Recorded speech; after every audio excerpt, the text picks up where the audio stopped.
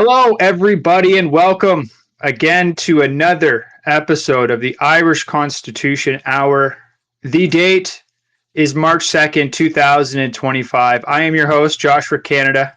Joining me is my co-host, Sarah Famera, and we are joined today with our constitutional analyst, Mr. Mark Anthony. This is the 7th episode of a 12-part series. We are over the hump now of the 1937 Bunrak Naharan. Today's episode is a continuation of sorts of this very important subject matter related to habeas corpus.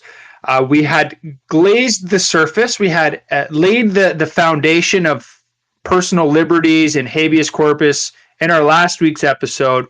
And today, specifically with Article 40, there are some very particular items here that we are going to be addressing. So as per usual, if you are inclined to, please retweet the space. Again, this is an algorithmic challenge, and the algorithms generally frown upon content of this nature because it is all too truthful and it is all too factual and it is a real conversation. So please retweet the space if you are inclined to. Feel free to open up your Bunrak Naharan and follow along as we are going through these articles. And if you have any questions, feel free to put them in the bottom right-hand corner in our little chat bubble there. After this conversation is over, you can find a recording of this on each of our timelines here on X. You can also find this recording on YouTube, of which it's fairly popular on YouTube, and also on this thing, what is it called again? TikTok. TikTok. You can find us on TikTok as well. So without further delay, we are now going to begin the discussion, and we will begin by sending this mic over to Sarah from ERA so she can provide us with introduction to today's topic and discussion. Go ahead, Sarah. Thank you. And hello, everybody, and welcome to another episode. Remember, you can go on to the website bunrak1937.ie, download the PDF of the Irish Constitution, and you can follow along here. And if you look on the website, you will see as well the literal English translation of the Clog Gaelic of each of the articles. Okay. So far we have covered the preamble to the Irish Constitution. We've looked at Articles 1, 2 and 3, the nation, Articles 4, 5, 6, 7 and 8 of the state. Last week we started to delve into fundamental rights, which are the natural rights of every man and woman. That certain rights and moral principles are inherent to all humans and can be understood through reason, regardless of government or legal systems. Natural law comes before man-made law. They are inherent and universal, and man-made laws should be in harmony with natural law. If man-made law contradicts natural law, it often leads to unjust outcomes, becoming more about enforcement and control rather than the protecting of fundamental rights. This is why understanding the hierarchy of laws is so important. There has been a gradual erosion of people's understanding of natural and divine law, largely due to shifts in education, governance, and legal systems. Many people see statutory as the highest authority because... Sorry guys, my dog just screamed. There's been a gradual erosion of people's understanding of natural and divine law, largely due to shifts in education, governance, and legal systems. Many people see statutory law as the highest authority because they were never taught otherwise. Over time, this has led to a system where people comply with laws without questioning their legitimacy. On the other hand, history shows that certain legal and political structures have intentionally pushed statutory and regulatory laws above natural law. This often benefits those in power whether governments, corporations, or financial institutions, because it allows them to control resources, restrict freedoms, and shape society according to their interests. When people forget that their rights exist independently of government, they become easier to govern and manipulate. So there's a combination of legal trickery, conditioning, and control over institutions. So the legal language and assumed consent.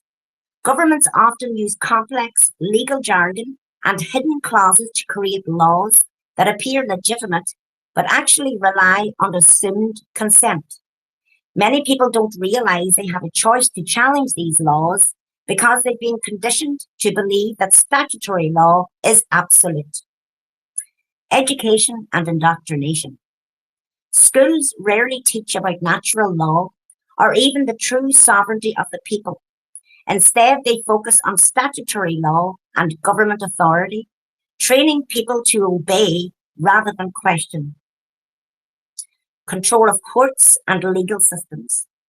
The courts are supposed to uphold justice, but many operate within corporate legal frameworks, like admiralty maritime law. This means they often prioritize statutory law over fundamental rights, making it difficult for people to argue based on natural law. Fear and compliance. Governments enforce statutory laws through fines, arrest, and intimidation.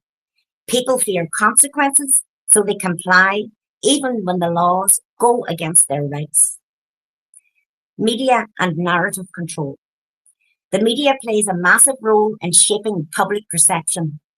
If people hear every day that the law is the law, they stop questioning whether it's just. Dissenting voices are often ridiculed or silenced. Financial and corporate influence. Many modern governments act more like corporations, prioritizing profit over people. They create laws that benefit elites while restricting ordinary people. Since most people don't understand this corporate structure, they unknowingly submit to laws designed to control them. Exposing these tricks is the key to breaking the illusion of government authority and helping people reclaim their sovereignty. When people start questioning the legitimacy of laws instead of just their legality, the entire system starts to lose grip. One of the most powerful things people can do is educate themselves and others about the true hierarchy of laws. If enough people understand that natural and divine law come first, they can challenge unjust statutes, push back against corporate governance, and demand real accountability. It's also important to speak the right language when challenging the system. Courts and governments operate within their own legal fictions, but when people invoke their natural rights properly, they force the system to acknowledge them. So there has been a disconnect between law and justice, an intentional effort by those in power, and as a result of generations being conditioned to accept statutory law as supreme. That's why restoring knowledge of natural and divine law is so important. It shifts power back to the people. So last week we looked at personal freedom and habeas corpus. Article 38.1 established the fundamental principle that no one can be tried for a criminal offence unless it is done according to lawful procedures. Article 38.1 is a safeguard against arbitrary arrest or punishment. With Article 40, we started delving into our fundamental rights, which are antecedent to all positive law. Article 40.1 affirmed that all are equal before the law, and 40.4 protects personal freedom and allows for habeas corpus. And that is present the man and the evidence without delay and release the man if claims are unfounded. And just a reminder of what Mark was saying last week, that person, citizen, man, woman, him and her are all present within fundamental rights articles, and each of those words have their significance. So we'll continue with Article 40 and see how far we get. Article 40 to 44 is your fundamental rights. So we'll just continue now with Article 40 and see how far we get today. And remember that the state has a duty to uphold these rights. Okay, thanks, Josh. Thank you, Sarah. Wow. For those of whom have been following along since episode 1, I'm sure we've all taken note of Sarah Vermeera's evolution as a co-host. It was excellent, Sarah. Very thorough. And it is very thought-provoking in and of itself. So at this point in time, we are going to introduce our constitutional expert, Mr. Mark Anthony.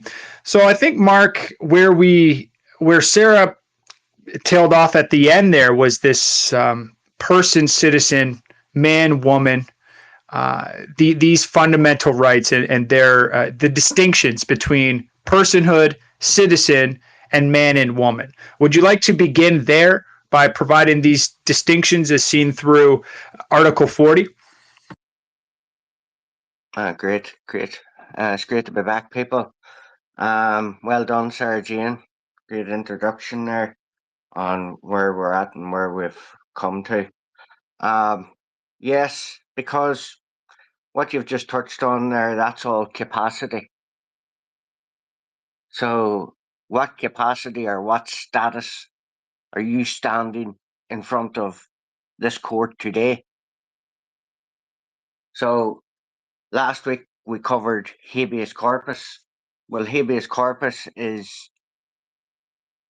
directly linked here to your fundamental rights. And fundamental rights are antecedent and superior to positive law. And Sir Jim was touching there on positive law. Maria Steen, who is a barrister on RTE, coming up to the woman's a mother within the Constitution, that referendum there just passed on the 8th of March, International Women's Day. Maria Steen challenged Micheál Martin, the now Taoiseach, is he? Yeah, he's now the Taoiseach. And she challenged him on that because he was reiterating legislation. And she let him continue, but she says, with all due respect, he was Taoiseach at the time. Taoiseach, you know that the Constitution is superior to all positive law. And she said, it was a drop the mic moment, like, because he was caught out on that. But the Constitution's open to interpretation, and it depends who is interpreting the Constitution.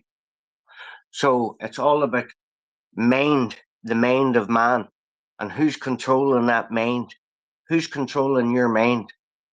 So if somebody is conferring a status upon you, personages, so they're putting personages upon you. Well, the definition of a person is an actor who sometimes wears a wig or a mask. So think about that whenever you're in the courts, who's wearing the wigs and who's wearing the masks. It's all a facade. So you're in there under a person. Well, you have little to no rights. You're being represented by a solicitor or a barrister. If you're in there as a citizen, yes, you have rights. You have rights as a person as well, but they're diminished. There's a categorized status here of where you stand, and I'm getting to that. So a person is personages, citizen is citizenship, right? You're a citizen of a ship, so that's commercial code, right? Commercial shipping. But then you're a nation, a national, natural. So that there will fall under natural law. And as an indigenous people, an Irish people, natural law, which is eternal law, is superior to all positive law. And that's a hierarchy of law. and that's the citations of law.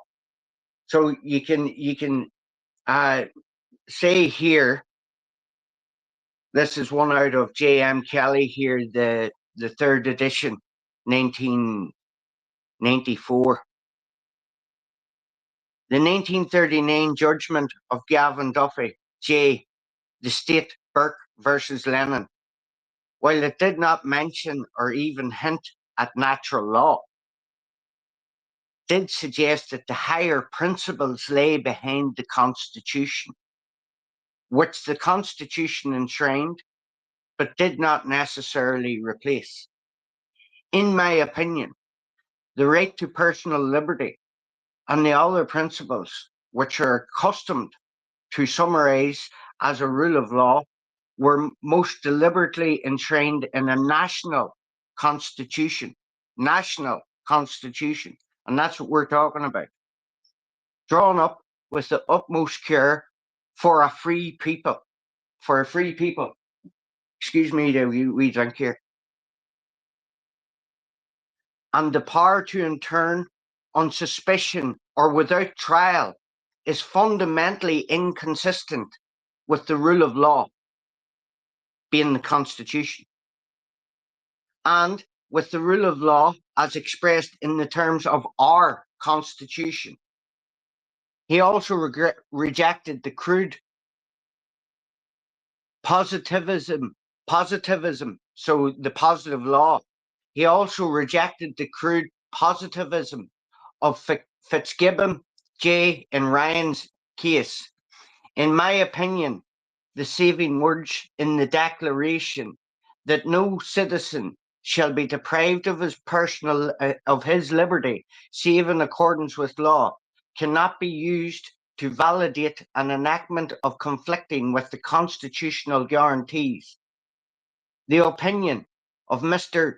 Justice Fitzgibbon in Ryan's case is relied upon by Council of Attorney General, but does not apply, in my judgment, to a constitution in which fundamental rights and constitutional guarantees effectively fill like the lacune disclosed in the polity of 1922. The Constitution, with its utmost impressive preamble, is the charter of the Irish people, and I will not whittle it away. So we have natural rights built into the Constitution, and that's under a Holy Bible.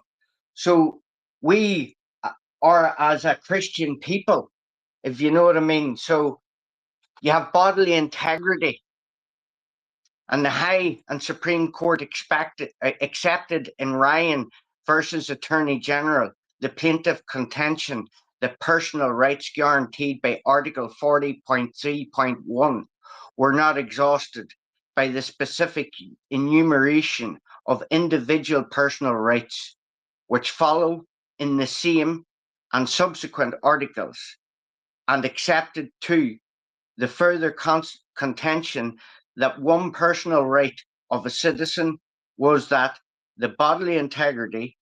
In these circumstances, it seems proper to regard the right of bodily integrity having won a place of its own among our fundamental rights, and to indicate the only existing judicial review on the nature of the right. Kenny J., in delivering his judgment in the High Court, said, "In my opinion, one of the personal rights of the citizen protected in the general guarantee of Article 40.3.1 is the right of bodily integrity. I understand the right of bodily integrity to mean that no mutilation of the body or any of its members may it be carried out on any of its citizens under the authority of the law, except for the good of the whole of the body, and that no process which is or may, as matter of probability, be dangerous or harmful to the life or health of the citizens, or any of them may be imposed, in the sense of being made compulsory by an act of the Oireachtas. This conclusion that there is a right of bodily integrity gets support from the passage in the encyclical letter of peace on earth, beginning our discussion of the right of man. We see that every man has the right to life, bodily integrity, and etc. If then the Act of 1960 imposes consumption of fluoridization of water on its citizens, and if this or may, as a matter of probability, be dangerous or harmful to the life or health of any citizens, the plaintiff's right of bodily integrity would be infringed and the legislation would be unconstitutional. So there we have the fluoridization of the water and the bodily integrity of mutilization of so we have a Christian constitution. You know, it's based on Christian principles, and the preamble sets that out. And the Christian principles were being infringed upon here now with what would you call it? Uninvited guests into our country or island, and that in the future can have detrimental effects to our freedoms as Irish nationals, because it will dilute the Constitution over time. And the Constitution is open to interpretation and it is subject to change. So it's very important going into the summer months here now to know habeas corpus. So say nothing if you are lifted and if these rights are infringed upon. Say, what does freedom of expression mean in layman's terms for men and women in the Irish Constitution? Well, the Irish Constitution in Article 46.1.1.1 guarantees right to express opinions and convictions without fear or unlawful interference. This includes the right to assemble peacefully. However, this right can be limited to certain circumstances, being if they're under emergency legislation, which they are. What are the limits of freedom of expression in Ireland? Public order, speech that incites violence or hatred can be restricted. Well, you have there's a lad running about in TikTok. I don't know who he is. I'm not going to mention his name, but he is inciting violence, you know, and that there is unconstitutional. Morality, indecent material can be restricted. Defamation, it's illegal to defame someone else. Sedition, it's illegal to publish or speak material that undermines the authority of the state. How are these limits enforced? Censorship laws. So we're seeing them being brought in. Can restrict or ban books, films, magazines, newspapers, or online content. Criminal sanctions can be used to enforce or restrictions of blasphemous, seditious, or indecent material. Defamation cases can be heard with a jury and significant damages can be awarded. Freedom of expression is a fundamental right that is essential for democracy. It allows people to ask for and what they need, including healthcare, education, and fair wages. And we have all that built into the Constitution. It's there. So you have freedom of association. It's a constitutional right found in Article 46.1.1.3 of the Irish Constitution, which provides that the state guarantees the liberty to exercise the following rights subject to public order and morality. The right of the citizens to form associations and unions. So you can form groups and whatnot, and you can get them constituted, like citizens' assemblies, or not citizen assemblies, what do you call them? Residents' association groups. If you get them resident association groups and get them set up within your communities and get them constituted, then you have a greater rate of being heard in councils and with authorities because you're a constituted group. Okay? You have your own constitution, but you're based upon the Irish constitution. Freedom of assembly, you have the right to assemble and meet peacefully without weapons. That's 40.6.1.2 of the Constitution. This right is limited by legislation to protect order or morality. So they can use emergency legislation and deem some things illegal if they're found to be speech or whatever they're bringing in there within legislation. But the legislation can't be struck down your personal rights.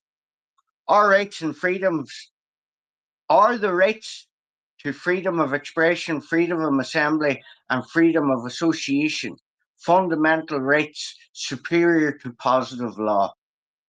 Well, the answer is yes.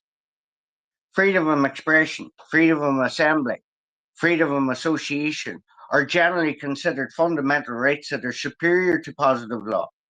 And these principles is enshrined in various international human rights instruments.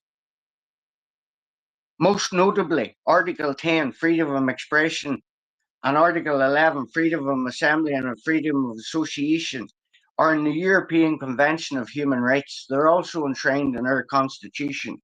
That's based on international law. Democracy with democratic principles based on international law. Right? So that's Article 5. So let me see here, where was that? Freedom of assembly, freedom of association are generally considered. So how long did I get back down here? Right. Freedom of assembly and association of the European Convention of Human Rights, which states these rights can only be restricted in very limited circumstances with legal justification, essentially placing them above ordinary laws that may contradict them. Key points to support the claims. International law, both Universal Declaration of Human Rights and International Convention on Civil and Political Rights recognize these freedoms as fundamental rights, human rights. Judicial interpretation, the courts across the world, particularly in jurisdictions with strong human right protections, which we do in our Constitution, often interpreting these freedoms having a higher level of protection, meaning they should be limited only when absolutely necessary. Well, our rights are derived from God, and that's expressed in the preamble, as I'm only after saying there, an impressive preamble. The democratic principles, these freedoms are seen as essential for functioning democracy, allowing for the free exchange of ideas, political participation, and the ability to form and join groups to advocate for their causes. That's what a democracy is all about, people. And we're being hindered about that there through a leftist government, where, you know what I mean, they're only taking on one side of the argument, and that's wrong, you know. Important considerations, they're not absolute. They're not absolute. So under times of emergency, which they have us under Helen McEntee, as they keep stating, on the 25th day of June 2024, extended the emergency powers, and they have the option to extend it to 2030. So I would say, after that shooting in the north again here of a man being shot, a taxi man being shot there last Sunday morning, she will use that to extend the emergency powers like she did with the inspector being shot the year previous. So while considered fundamental rights, these rights are not absolute, and they can be limited in certain situations, such as when necessary to protect national security, public safety, or the rights of others. So the burden of proof. When restricting these freedoms, the government usually bears a heavy burden to demonstrate the legitimacy and the necessity of such limitations. So they'll create create chaos and get order out of that. So to initiate these, and people play into those hands of that there, you know what I mean? It's psychological. So Article 11, freedom of expression. Sorry, do you want to come in there? Excuse me, Mark. This point of chaos is worthy of interpretation. For the point made earlier in regards to uninvited guests being of a particular religious denomination, and the Constitution, the 1937 Bundesrecht, being of a Christian foundation, being made of a Christian foundation, and natural law being composed, being assembled through these Christian precepts. How do these uninvited guests, as you're terming them, impact the Blue Book's interpretation of natural law? For if a good percentage of citizens are atheists and or of a religious denomination not Christian, then what is natural law is not entirely consistent with the population, and it's entirely possible that the Blue Book would reflect that and try to remove natural law as being rooted in Ireland, an era in Christian natural law, and level it out to a more wholesome, egalitarian administrative interpretation of natural law. So let's explore how the demographics of modern era affect natural law, and how the Blue Book may affect that as well. Okay, well, under the Blue Book, you see, these people that are coming in, they're getting citizenship. So they're citizens, okay? Whereas we're nationals, okay? So we're naturally born into this island. And what they're trying to do is, you've heard even the Americans are talking about, I heard even Musk there talking, I think it was Joe Rogan there, talking about what they were doing in states like Florida and things like that. They're bringing in massive numbers to dilute the nationals say, to dilute it. It was done purposely to influx the place where people, to dilute the Constitution. You see, that's the only way that they can do it. And through censuses and all that, there, these citizens then will end up having rights.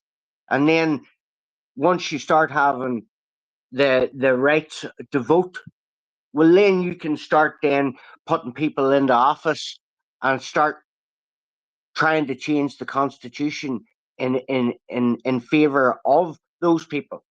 But as it states, the preamble is not a provision, so it's not subject to change, and it states it in the name of the most holy Trinity. So you've already got it there, you know what I mean? In the name of the Father, the Son, and the Holy Spirit, from whom is all authority, and to whom are final end all actions of both men and states will be referred. We, the people of Era, not Ireland, humbly acknowledging all our obligations to our divine Lord Jesus Christ.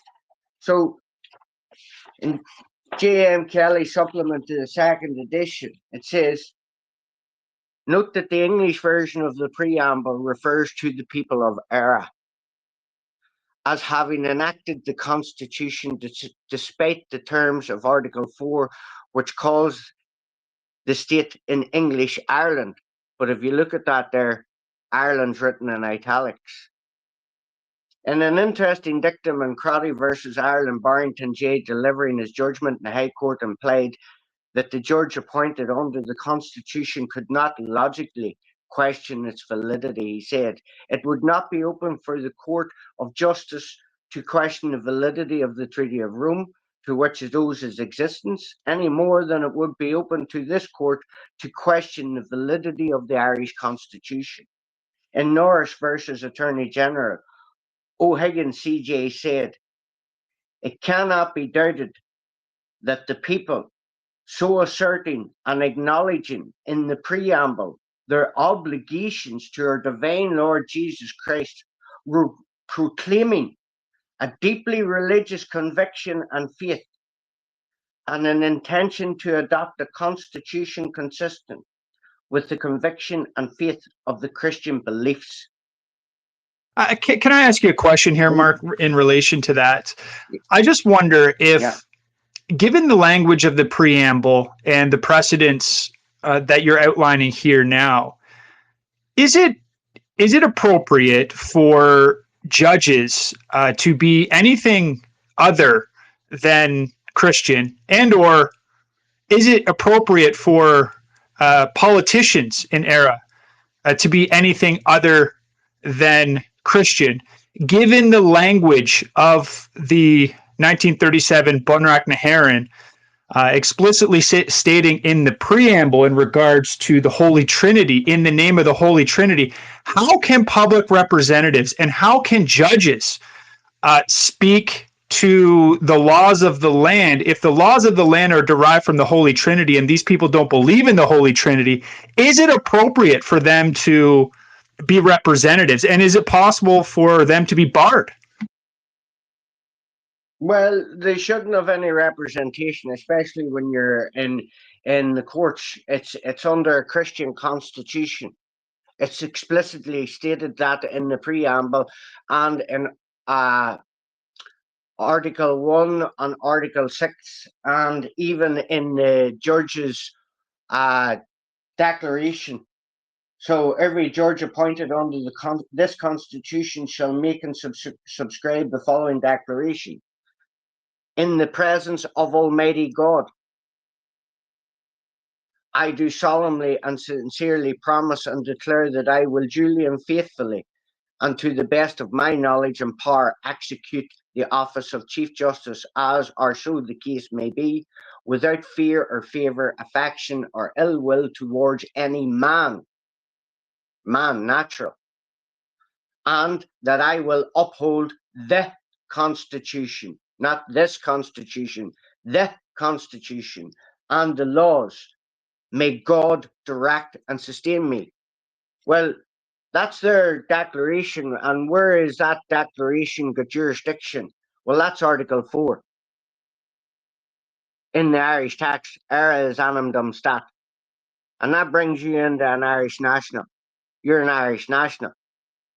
You have a higher status in law, legislation and all. As long as you haven't caused wrong, harm, injury, or loss to another man or woman, you can use the writ of habeas corpus if you're arrested. So keep your mouth shut the whole time. Don't sign any bail conditions.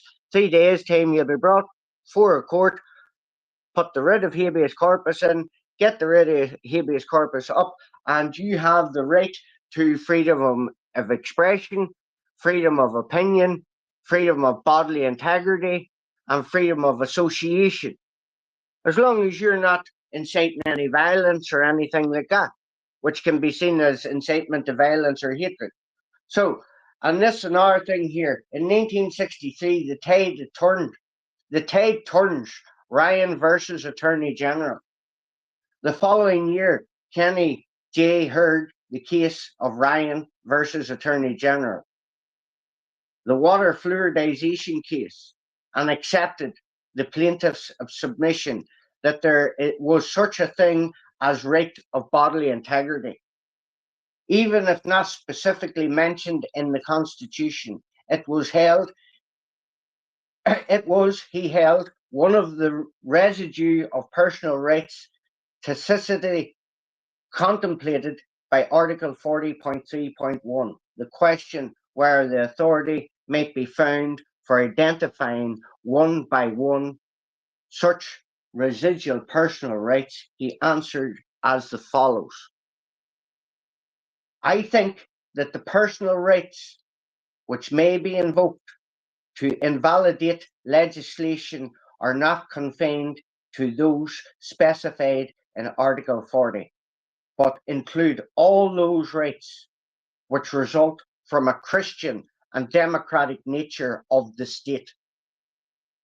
There are many personal rights of the citizen which follow from a Christian and democratic nature of the state, which are not mentioned in Article 40 at all.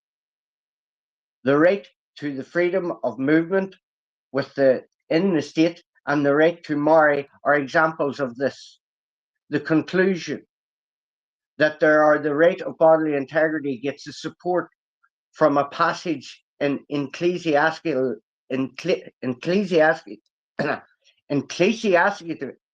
I can't get that word out, ecclesiastical letter, Peace on Earth, beginning our discussion of the right of man. We see that every man has the right to life, to bodily integrity, and to the means which are necessary and suitable for the proper development of life. These are primarily food, clothing, shelter, rest, medical care, and finally, the necessary for social services. So we have those natural rights in there. A feature of the most judicial reference to natural law or natural rights under the Constitution is that they assume that they are general consensus about the identity of natural law. In fact, the concept of natural rights has a variety of meanings, and the basic distinction possible in this context is between natural law standards as understood in the common law tradition, manifested in concepts such as equity, the notion of the reasonable man, a reasonable prices, etc., and now dominant conception of natural law as antecedent to the Constitution. Natural rights in the former sense are the latent and vulnerable to statutory encroachment in the ordinary law, whereas the latter sense, they are patent and accorded primacy in the Constitution. Seen in the light, the only novelty of the Irish constitutional doctrine is the specific assignment of priority over statute law, including the Constitution itself, because the Constitution is a piece of positive law, to range of natural values, whereas the common law, also recognizing these values, holds itself powerless to protect them. Abridgment by abridgment by the legislator. What practical effect the identification of the distinction may have in Irish constitutional law is not easy to say. Probably means that A, while a large natural values to which Constitution points as antecedent to positive law, including itself as an item of positive law, may be invoked before the Irish court, independently of the words of the Constitution, and query, even supersede them. Still, B, the mere fact that the rule of law can plausibly be labelled natural does not raise it to the constitutional power or immunize a right flowing from it against curtailment. I hope that makes sense, people. It is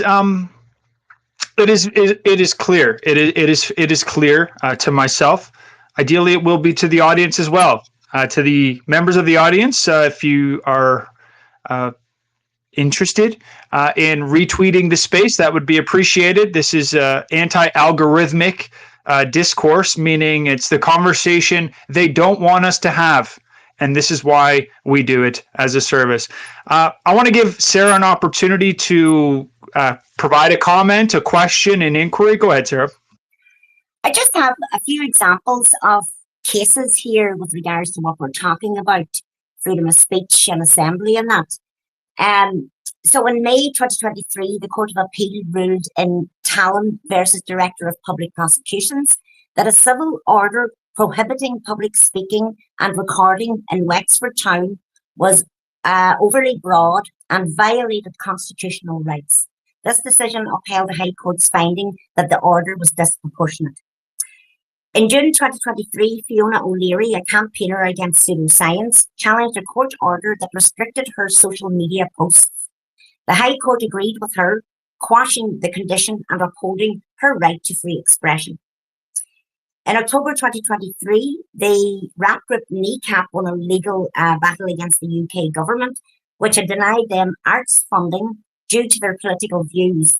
And the court ruled that this denial was unlawful, supporting their freedom of expression. In 2023, the High Court ruled that prohibiting Defence Forces personnel from participating in public demonstrations infringed upon their constitutional rights. Sergeant Martin Bright had challenged a directive that barred all Defence Force members from attending a protest organised by the spouses and partners of active personnel. The court found that this blanket ban violated rights to free expression, free assembly, and association. And there was another interesting one here. So Redmond Bate versus Director of Public Prosecutions, that was 1999. Although that's a UK case, it has been influential in Irish jurisprudence concerning freedom of assembly. The case involved individuals preaching on the steps of a church who were arrested for a breach of peace. The court held that freedom of speech includes the right to say things which right-thinking people might find offensive, and that the arrest was unlawful. So there's just a few examples of what we were talking about, guys. All right. Mark, would you like to comment on some of those examples? Do you have examples of your own? You asked a question there about citizens and non-citizens, right? So I've just found this here, right? And this is in the 3rd edition again, J.M. Kelly. The question, why the Constitution confers fundamental rights on non-citizens as well as citizens, arises only because of the variable usage as between different articles, whereby some rights are expressed to be those of citizens, personal liberty, inviolability, expression, assembly, and association, while others, such as rights in regard to family, education, private property, and religion, as well as the rights which can be read out of Article 34 and 38, as stated, a general higher law terms in specific reference to the citizens. So you heard me reading out the judicial oath there, and it expressed God. Well, what God are we talking about? Well, look at the preamble. Well, it seems to be a Christian God. So it's a Christian God that we're talking about. So you have eternal law, which is based in the Holy Bible and in Genesis. And we were given dominion over the earth and everything that came within it. So while we're on the earth, we breathe in the air. Yeah, so you're breathing in and you're breathing out, and you're saying Jesus in your first word. And we're Christians made in the image of Yahweh, Jesus. So we believe in that, and that's an inherent right of the Irish people. And there's another one here, and it's the preamble. So the preamble to support, right? The integrity of the state constituted as it is a collective body of its citizens within the national territory. So collective body of its citizens within a national territory. You've got a collective body of Irish nationals, okay, within the national territory, must be defended and vindicated by the organs of the state. So the state is supposed to defend and vindicate us. Pardon me, Mark. Was that sorry? Is this? Are you reading from the Constitution right now? I'm reading out of J.M. Kelly, second edition, out of the preamble part of it. Okay. And it's the preamble and the power to deport, and then the preamble and extradition. Okay. So the integrity of the state, constituted as it is a collective body of its citizens within the national territory, being north, south, east, and west. Era. Okay. Hold on here. Pardon me. Sorry. Just because we have like 6 minutes left. Okay. According to J.M. Kelly's interpretation of the preamble, J.M. Kelly referring to deportation, it is well within the rights of nationals in era to make a constitutional argument that these uninvited guests are to be deported immediately, essentially because this is a violation of such and such articles and fundamental precepts within the Constitution. I'm just trying to understand, like, a constitutional. Absolutely. Okay. You're getting it. So we are relying upon the principles of Raymond Crotty versus Taoiseach, 1987, and the Treaty of Rome, Title 3, because that requires referendum. Why? Because the EU Migration Pact is legislation which had been guillotined through the Oireachtas by an unscrupulous party with a majority in both houses. So it's unconstitutional, but it can only be struck down in court. So the validity of the EU Migration Pact, why the validity? Because of durable relationship and other durable relationships. Well, rewind back till the 8th of March last year, International Women's Day, and we struck down durable relationships in the Constitution. We were asked that specific question. So what they're doing now is unconstitutional. It is repugnant to the Constitutional. It is inconsistent with the Constitution. It will ultimately dilute the Constitution in the future. And under Article 9.2, our citizens have a fundamental and political right. Irish nationals and citizens have fundamental and political right to what is it? It's that long from I read it. Article 9.2. A duty to defend the state. There it is. Fidelity to the nation, loyalty to the state are fundamental political duties of all citizens. So what we're doing here is we're showing fidelity to the nation, and we've got a fundamental political duty to defend our state in a court of law. And what the government, the executive, is doing, we want a judicial review of executive powers on the validity of the orders given in the EU Migration Pact. Okay, they're unconstitutional. Let me ask you, you being a native from Ulster, right? Could you make this constitutional challenge in what is known as Northern Ireland, and it having precedence and or an effect in this quote unquote Republic of Ireland? Could you make the claim up in the north and it have effects in the south? I could make it in the south, so it could. But when we get it together, you could make it in the south. Yes, I'm an Irish national.